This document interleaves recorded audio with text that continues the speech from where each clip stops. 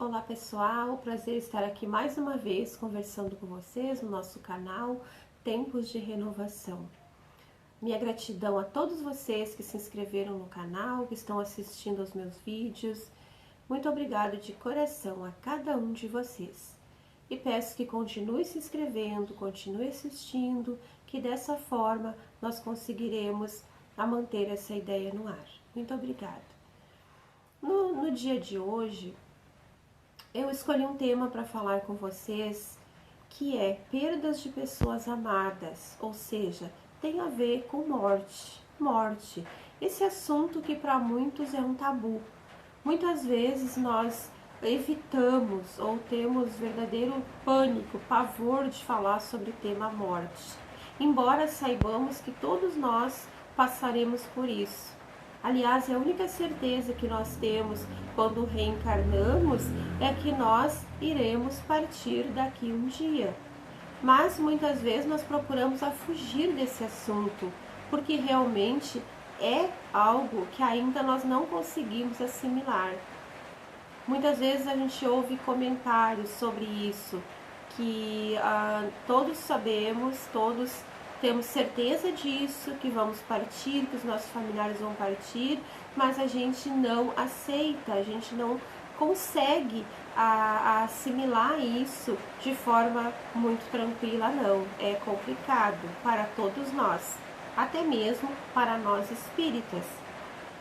Mas para iniciar esse assunto, eu recorri à codificação do Kardec, ao Livro dos Espíritos, para ver o que eles nos esclarecem, o que eles nos dizem a respeito desse tema morte, para o início da nossa conversa.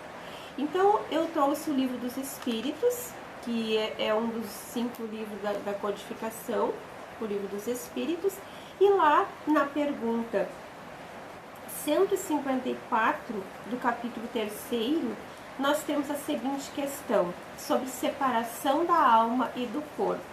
A questão é dolorosa a separação da alma e do corpo? Não, o corpo quase sempre sofre mais durante a vida que no momento da morte. A alma, nenhuma parte tem nisso. Os sofrimentos que algumas vezes se experimentam no instante da morte são um gozo para o espírito que vê chegar a termo ao seu exílio. Então, o sofrimento é do corpo, não é do espírito. E a verdadeira vida é de quem? Do corpo ou do espírito? Do espírito. Então, vejamos que segundo aos esclarecimentos da doutrina espírita sobre esse tema morte, ela não é algo tão terrível assim, é algo natural, é um fenômeno natural, inclusive é uma das formas ainda de evolução, porque o nosso planeta, como ele é um planeta ainda de provas e expiações, então a morte também seria uma prova. Uma prova, por quê? Porque no processo da morte há sofrimento. Inclusive lá no capítulo 5º do Evangelho segundo o Espiritismo, Bem-aventurados os aflitos, fala desse tema. E é lá nesse capítulo que está a questão que nós estamos conversando hoje, que é perdas de pessoas amadas, mortes prematuras.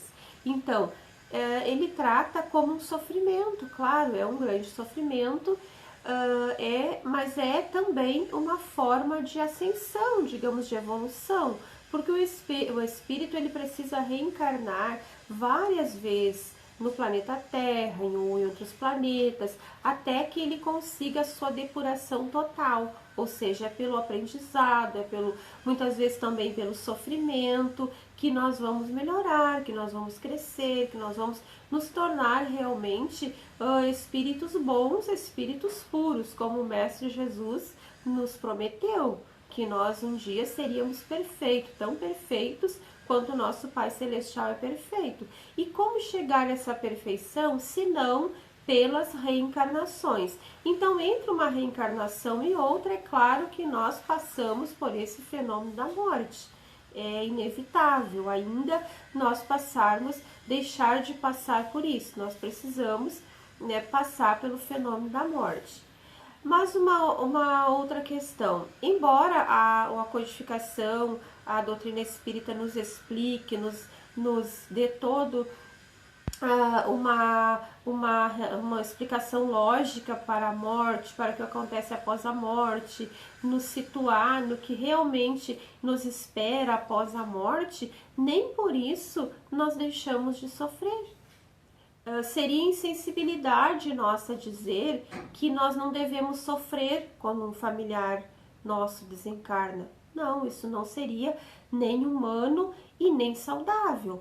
Porque se nós fugirmos dessa dor, desse sofrimento, que os primeiros dias de luto é natural que causem em nós, com certeza nós vamos ter um problema mais tarde, ou uma depressão, ou um outro problema psicológico, porque nós não nos deixemos viver, passar por aquela situação de dor, de sofrimento, de separação. Claro, separação, embora saibamos que é momentânea, mas é uma separação. É como um familiar nosso viajar para um outro país longínquo e ficar lá durante 10, 15 anos ou mais, sem que nós consigamos vê-lo pessoalmente. Isso é uma separação. É uma separação, então a morte é uma viagem, mas é uma viagem que nós não sabemos quanto tempo vamos ficar sem ter contato com aquele familiar.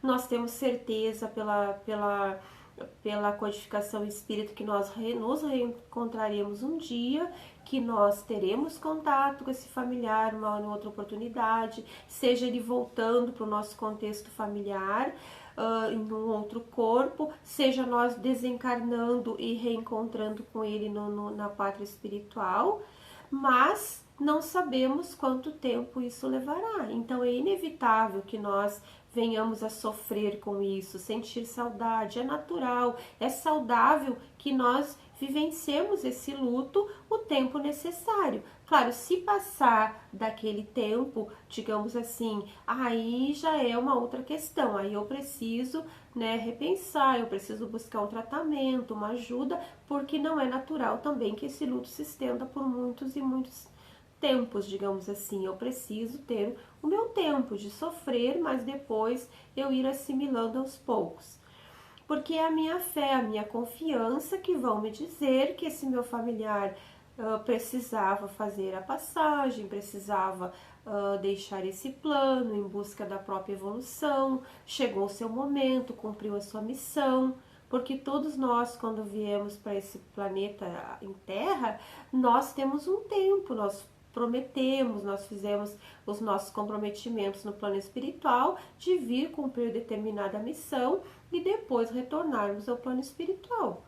Então, quando nós cumprimos a nossa missão aqui, quando nós fizemos aquilo que nós nos programamos para fazer, isso independe do tempo.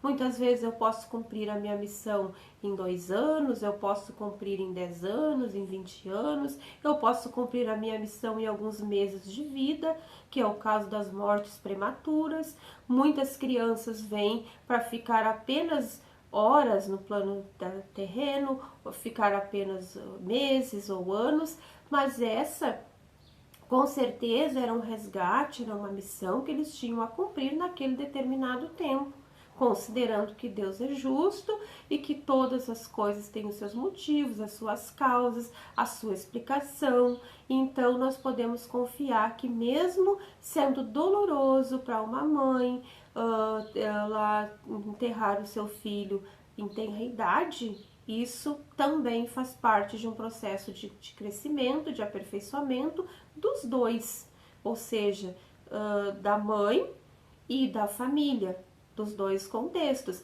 Então, a família também tem um resgate nesse sentido e aquele espírito também. Então, eles são atraídos para aquele contexto familiar, para que eles vivenciem aquela experiência junta, aquela troca junta, para que se ajudem mutuamente e possam evoluir com isso.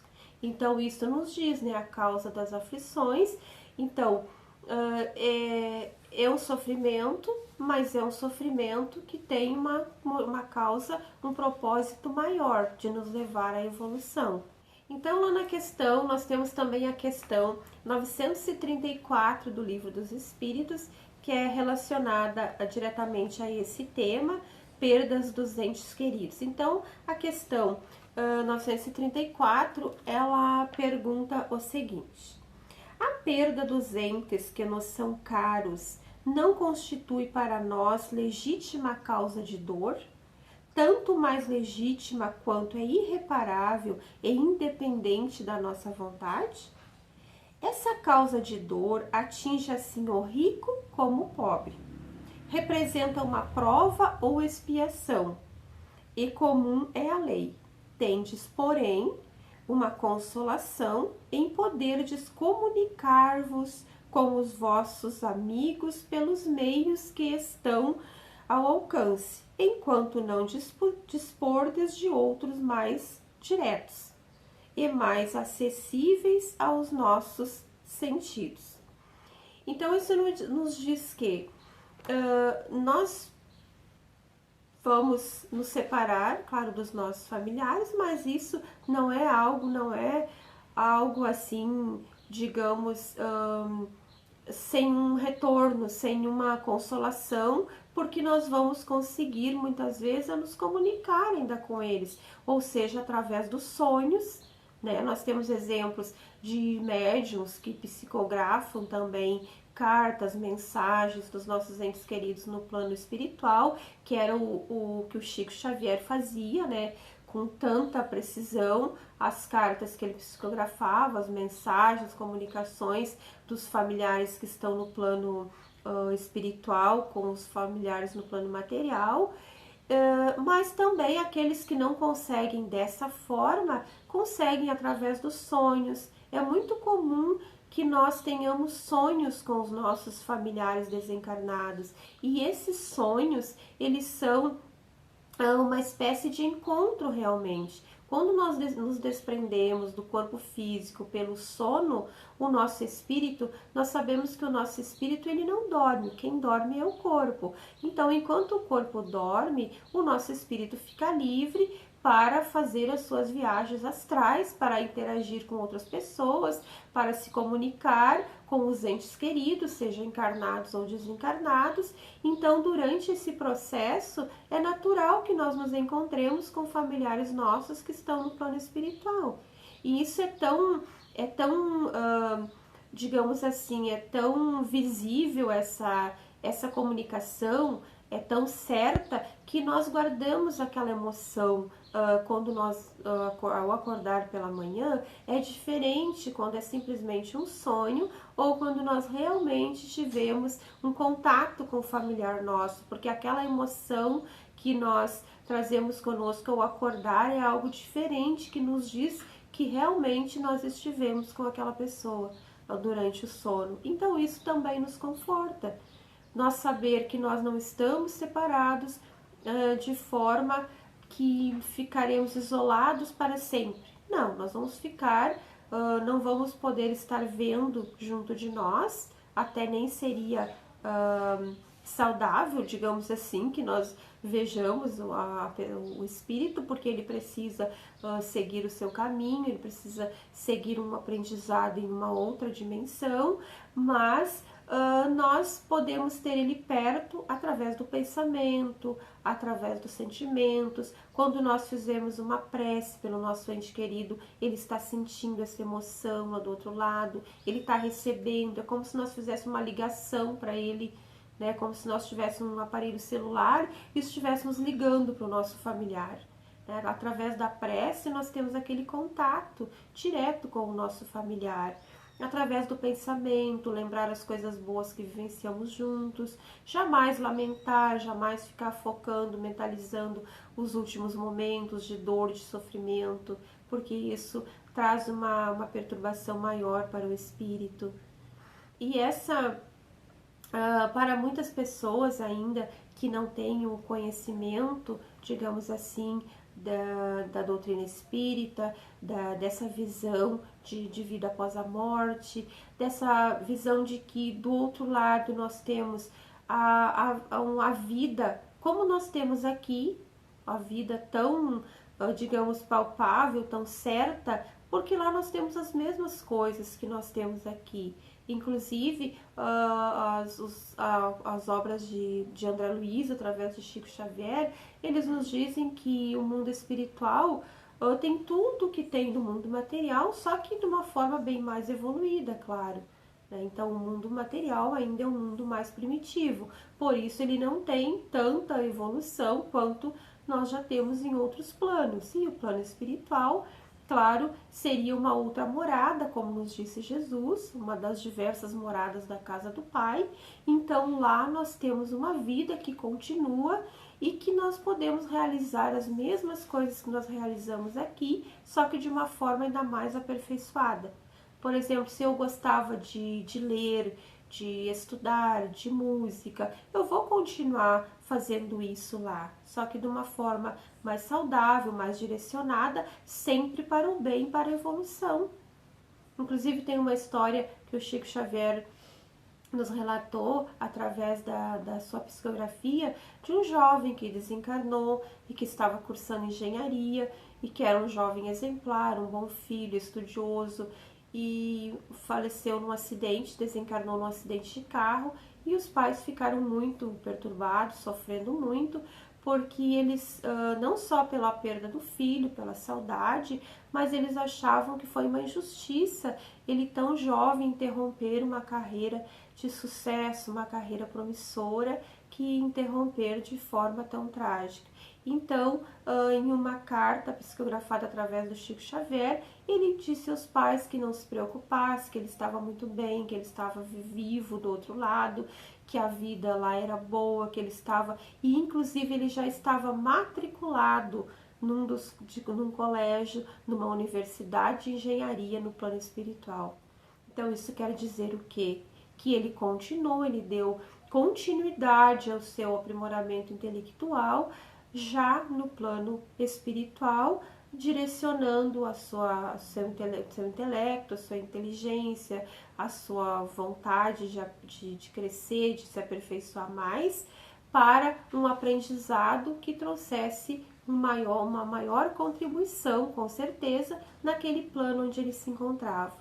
Então, isso são histórias, tem muitas e muitas histórias que nós podemos ler sobre psicografias de espíritos que mandam relatos para os seus familiares na Terra,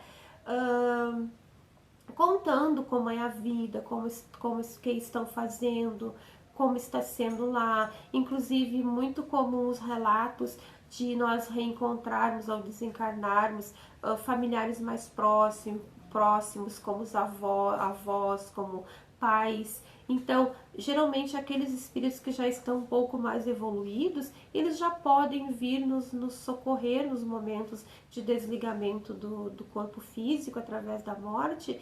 Eles vêm nos socorrer, nos ajudar os espíritos socorristas naquele processo.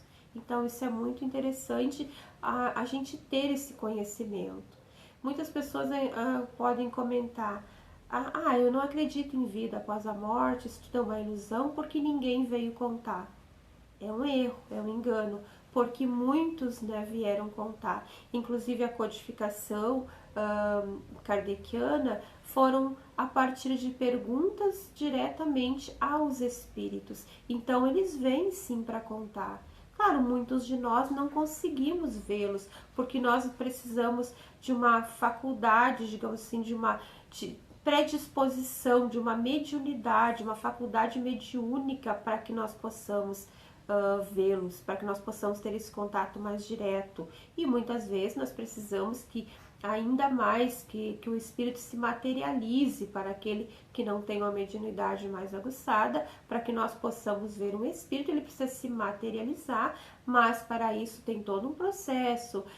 Nós precisamos de um médium que libere o ectoplasma, que é um fluido que os espíritos usam para se materializar. Então é um processo mais complicado, mais difícil, mas não quer dizer que eles não se comuniquem conosco.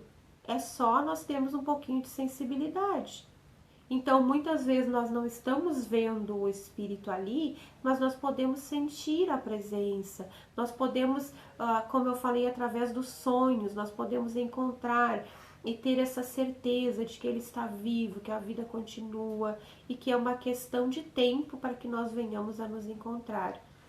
Mas como eu falei antes, nós vamos sofrer, nós não vamos, o espírita não sofre quando desencarna um familiar? Sim, o espírita sofre, ele sofre essa separação, ele sofre aquele tempo que ele vai ficar sem aquela presença física junto dele, mas ele já sofre de uma maneira mais equilibrada, digamos assim. Não vamos sofrer com revoltas, com blasfêmias, porque Deus não existe, por que Ele fez isso comigo? Não, não vamos pensar dessa forma, porque todos nós vamos passar por essa situação. E se nós nos mantermos equilibrados e harmonizados, nós vamos poder ajudar bem mais o nosso familiar, que às vezes está passando por um momento de perturbação, é natural, muitas vezes ao desencarnarmos nós passamos por esse processo de perturbação, porque nós somos, no outro plano, nós somos recebidos, digamos assim, nós somos encaminhados segundo a forma como nós vivemos na Terra, isso é importante. Então, uma vez perguntaram para o Chico Xavier como seria a morte, como seria o processo da morte. Então ele falou que nós mesmos podemos responder essa pergunta. A questão é como é que eu vivi, como é que foi a minha vida. Se a minha vida foi tranquila, foi harmonizada, se eu busquei um contato com a espiritualidade, se eu busquei uma fé, se eu busquei um contato com Deus, se eu busquei aprender algo de bom nesta vida, a minha morte vai ser tranquila. Eu vou continuar esse aprendizado lá de forma tranquila. Mas se eu vivi de forma desajustada, se eu me envolvi com vícios, com situações negativas, com equívocos bem relevantes, digamos assim, porque erros nós todos temos, mas eu digo uma situação de maior teor no campo do vício, das más relações, digamos assim, com os nossos semelhantes. Se eu vivi uma vida desequilibrada, desarmonizada, é isso que eu vou encontrar no outro plano. Então, por isso eu tenho que cuidar bem da minha vida para que eu tenha também uma morte tranquila e uma evolução, né, bem boa, digamos assim, bem proveitosa no plano espiritual desde o início. Claro que a misericórdia divina, ela não nos abandona, embora nós venhamos a ter uma situação difícil, nós venhamos a desencarnar num estado não muito favorável, venhamos a passar por situações mais complicadas, digamos assim, de aperfeiçoamento no mundo dos espíritos, não quer dizer que nós vamos viver isso para sempre. Basta que nós venhamos a nos arrepender, que nós venhamos a buscar Deus nas nossas preces, ao auxílio espiritual, e eles chegarão até nós, com certeza. Deus é aquele Pai amoroso que sempre nos recebe, que sempre nos acolhe, que sempre nos perdoa, né? Mas para que Ele nos perdoe, nós precisamos nos arrepender, ter consciência de nossas fraquezas e buscá-lo através de pensamentos, de preces sinceras. Então, para finalizar, eu gostaria de esclarecer o porquê do tema, que eu escolhi esse tema, porque ele está diretamente ligado à situação que nós estamos vivenciando no momento, que é o desafio, né, da pandemia, onde muitas pessoas, muitos espíritos, digamos assim, estão partindo desse plano. E muitos familiares nesse momento estão sofrendo sem entender muito bem, muitas vezes revoltados com a situação. E nós precisamos, claro, de alguma coisa para vivenciar isso de uma forma mais equilibrada. Nós precisamos de algum apoio, de alguma coisa, de alguma explicação lógica para as coisas que nos acontecem. E é o que o Espiritismo nos faz, que a doutrina espírita nos faz. Ela nos traz os esclarecimentos que nos ajudam a vivenciar de maneira mais equilibrada a essas situações difíceis. É o consolador, digamos, o Espiritismo, na verdade, é o grande consolador que Jesus nos prometeu, que Ele iria, mas que não nos deixaria órfãos, que Ele mandaria um outro consolador para nos ajudar nos momentos mais difíceis. E acredito que esse é um momento muito difícil. E para enriquecer mais o tema de hoje, eu convidei uma amiga, uma colega de ideal espírita, trabalhadora do Grupo Espírita Feliciano Prates. Ela é uma pessoa que tem bom conhecimento de doutrina espírita, trabalha há bastante tempo dentro da casa espírita, está sempre estudando, se aperfeiçoando, pesquisando sobre o tema, e acredito que vai nos trazer uma ótima contribuição no vídeo de hoje. Então, eu quero apresentar para vocês a minha grande amiga, Lisandra Cardoso, pedagoga e trabalhadora do Grupo Espírita Feliciano Prates. Olá pessoal, quando a Luciane me convidou para fazer parte da gravação desse vídeo, eu perguntei para ela qual era o tema, que assunto ela gostaria de falar. Aí ela falou que era perdas de entes queridos. Aí eu fui pesquisar, fui buscar alguma coisa que enriquecesse mais o nosso tema, enriquecesse mais o nosso vídeo. E eu achei assim vários assuntos muito interessantes, né? Porque a perda de entes queridos é um assunto que é muito difícil para todos nós, independente de sermos espíritas ou não, cada um reage de um jeito. E nessa minha busca, uma pessoa que eu achei foi a escritora e palestrante Célia Diniz. A Célia Diniz perdeu um filho quando ele tinha 3 anos de idade. E ela escreveu um livro, eu aconselho que vocês leiam o livro. O nome do livro é Vencendo a Morte. Aí questionaram ela, por que vencendo a morte? Por que não vencer a morte? E ela disse que vencendo a morte, porque é uma luta diária, é todos os dias. Quando tu olha para aquela dor, tu lembra que não dói mais como doía no início, mas aquela dor tu nunca esquece. Ela também fala que nesse livro que os pesquisadores da alma, os estudiosos, falam que um luto não deve durar mais de 2 anos, que a partir desse período é considerado doença da alma. Ela fala também, coloca entre aspas, a palavra perda, né? Perdeu um ente querido. Ela coloca entre aspas porque ela diz, a gente perde objetos, né? Dinheiro, carteira, chave, mas a gente não perde quem a gente ama. Quem se ama jamais se perde. Tem uma separação temporária, mas se perder, jamais se perde. Entre outras buscas que eu fiz assim a respeito desse tema, eu encontrei também uma palestra do Rossando Klinger. Não existe adeus, apenas até logo. As mães de Chico Xavier, inclusive, uma atriz faz o papel da Célia Diniz nesse filme. Também encontrei o filme que eu recomendo que vocês assistam. O nome do filme é A Cabana, muito interessante. E também tem uma palestrante que eu conheci através da Luciane, ela me indicou essa palestrante e eu fui buscar tempos atrás. Gostei muito das palestras dela, são muito extrovertidas e muito boas, que é a Deusa Samu. O nome dela já é engraçado e as palestras dela são bem engraçadas, mas vale muito a pena assistir. Também buscando a respeito desse tema, eu lembrei que eu tinha assistido uma entrevista de uma ex-colega de faculdade sobre o mesmo tema.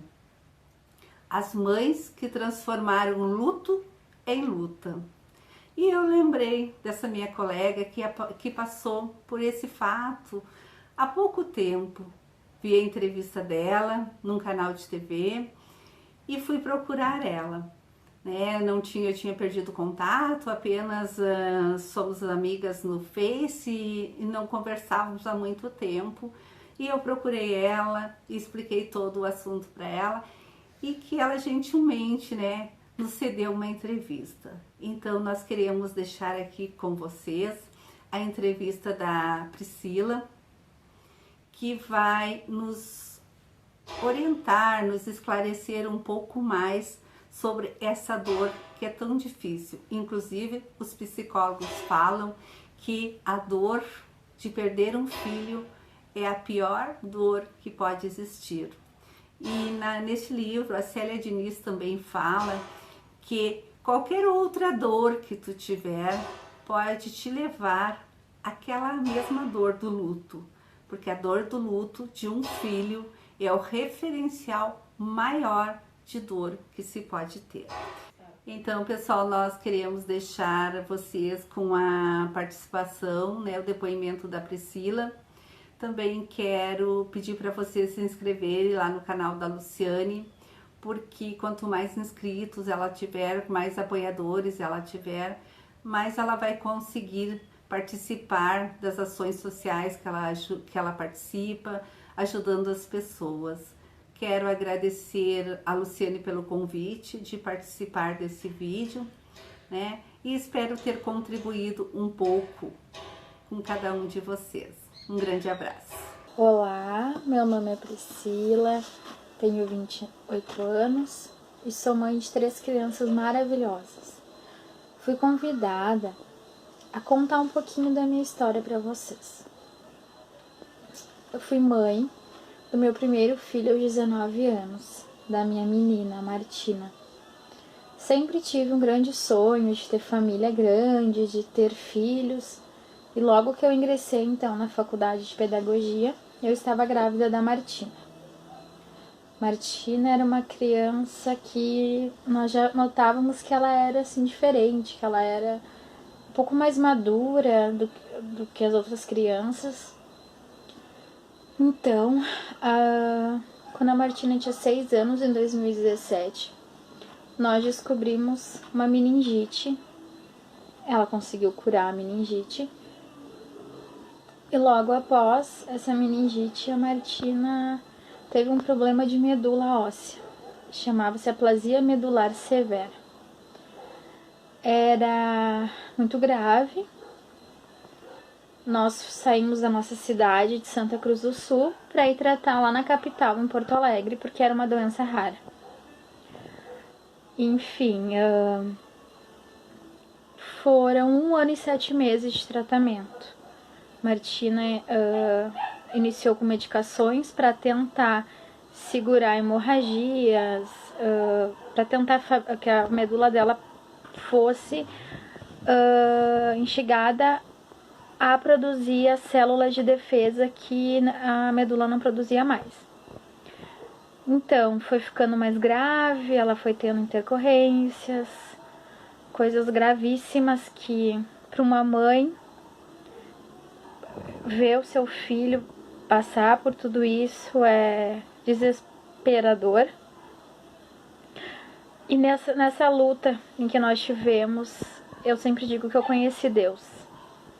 Eu achava que conhecia Deus, e quando aconteceu isso tudo, eu parei e eu perguntava, conversava muito com Deus sempre, mesmo se às vezes fosse para perguntar para Ele e questionar Ele. Eu perguntava: Deus, mas por quê? Porque minha filha está doente, uma criança tão maravilhosa, tão especial, tão diferente, por que ela está doente, tão grave, porque ela tá tendo tantas intercorrências, teve que ficar entubada, apareceu muitos problemas em todo o corpo dela. E aí, ao decorrer desses 1 ano e 7 meses de luta com a minha Martina Maravilha, todos chamavam ela já no hospital de Martina Maravilha, porque ela surpreendia a todos, sempre dava a volta por cima. Então, nessa caminhada toda, eu sempre fui tendo sinais de Deus.